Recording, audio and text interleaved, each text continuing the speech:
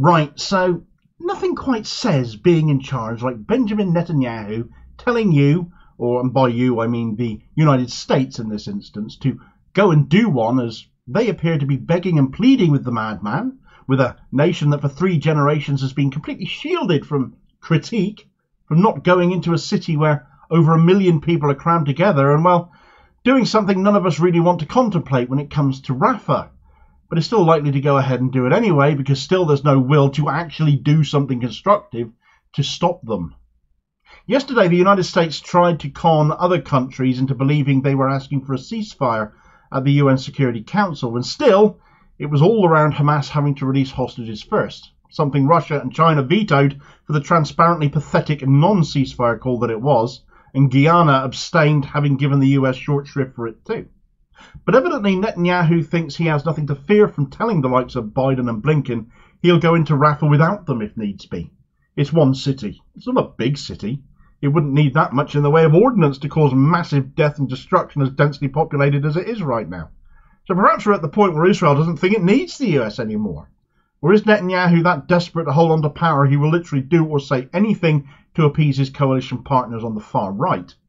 Either way, as Biden and Blinken wring their hands over this issue, it just looks like the world's greatest superpower and the most powerful man on earth is just Israel's bitch for not saying no and not moving heaven and earth to protect the people of Rafah against a madman and his insane regime. Right, so Benjamin Netanyahu has told Antony Blinken, the US Secretary of State, that he hopes the US will help him in Rafah, because he's going in whether the US like it or not, because that's the last holdout of Hamas, apparently, even though it is also the last holdout of most of the people in Gaza. I'm minded to think about the attacks on the Al-Shifa hospital in the north of the Gaza Strip that we've seen this week, up in what's left of Gaza City. The slaughter of people trying to flee again, doctors and medical staff and patients too, because Hamas were allegedly still there as well. So if their last holdout is in Rafah, why was that hospital in the north targeted for the 4th time? Hamas is being used as an excuse to raise Gaza to the ground from north to south. The devastation is virtually absolute, and the "but Hamas" excuse just won't wash anymore. What Israel has done in response to October 7th is so overwhelmingly disproportionate anyone still going "but Hamas" at this point. It's off their rocker.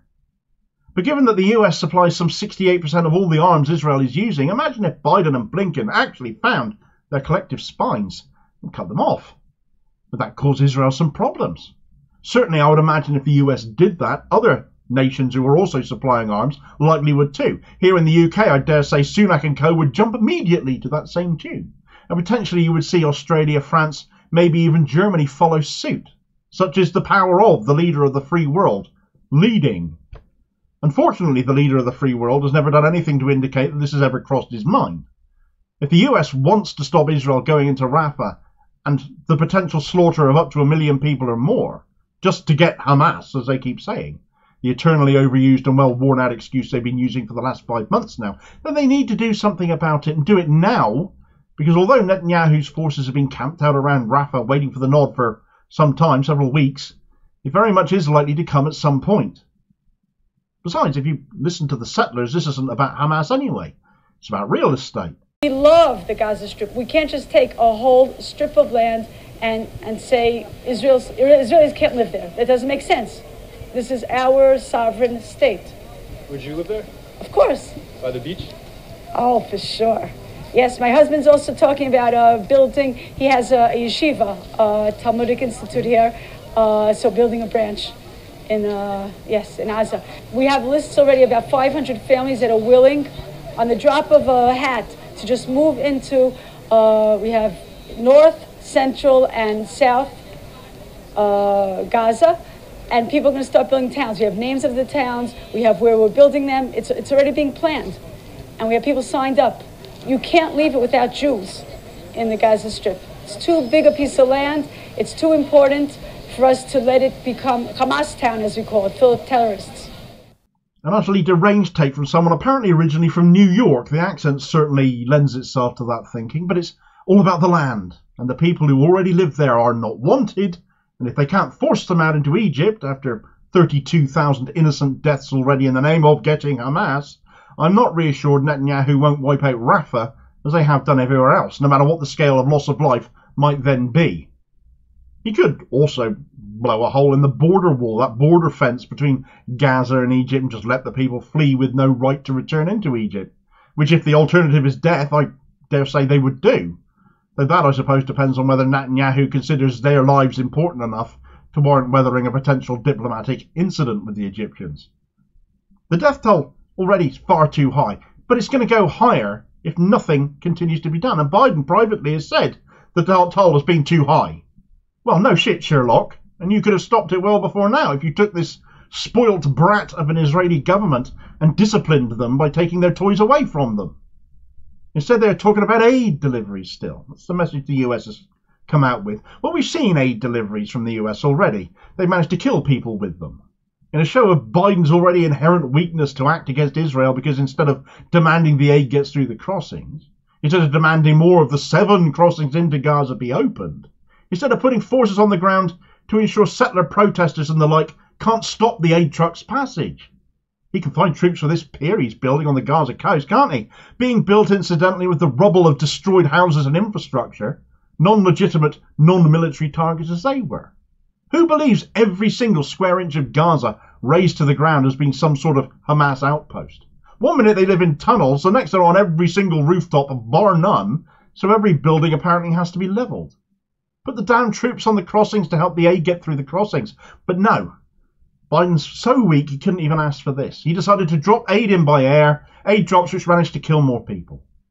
I mean, it's just so weak. It really does come across as a really weak move that he's somehow afraid to speak to Israel or to act in a more vociferous manner. Now Blinken is apparently asking Netanyahu to ensure the aid gets in. He's got no incentive. 100% of the Gaza population is experiencing acute food shortages, and the people outside want them to starve.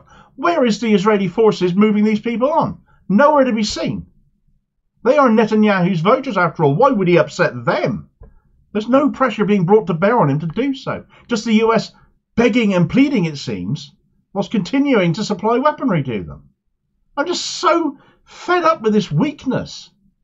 And sure, I can point the blame at our government as well, and being just as weak and not taking a lead on this. But there's no getting away from the fact the US are the biggest suppliers here. Surely Americans are just as fed up too. But much like we're seemingly damned here in the UK with a likely choice of Rishi Sunak or Keir Starmer for Prime Minister, they've got a choice between Biden or Trump, with Trump being Netanyahu's preferred pick, even as acquiescent as Biden is right now. And when you hear Trump's son-in-law Jared Kushner saying the quiet part out loud regarding the real estate opportunities in Gaza, coming back to that narrative again, that's perhaps not that much of a surprise. Still, it's US tax dollars being used to fund this genocide. Israel having taken $158 billion of US foreign aid since World War II, making them the largest recipients of US foreign aid throughout that entire time period. It's not a new story either, therefore. But surely to God it's a story that needs a change in the narrative and certainly needs a better ending than the one it looks like we're heading for now. The US has it in its power to stop this completely, yet has a leadership with no will to do so. It could end the arms supplies immediately. It could put troops on the crossings and dare Israel to retaliate in order to make sure the aid gets in where it's needed. It could ratify a proper ceasefire resolution at the UN Security Council instead of taking other nations for fools. Its above and beyond loyalty to Israel comes at the cost of its credibility. And if Netanyahu goes into Rafah, it will be because the US didn't stop him. And the consequences will be on them as well as Israel, and certainly every other country that supplies arms to Israel as well. Let's not let anyone else off the hook. But the US at least could comfort itself that it wouldn't be alone in its complicity, in which case. Doing nothing about this, as the US continues to do, as other nations do, isn't an option if lives are to be saved. Are a million people worth that relationship between the US and Israel? Because that is so messed up if so. As the US continue to be unable to tell Israel no, Canada at least have, as this video recommendation will tell you all about. Something that should have embarrassed the Biden administration no end, but if it did, they haven't shown it. And I'll hopefully catch you on the next vid. Cheers, folks.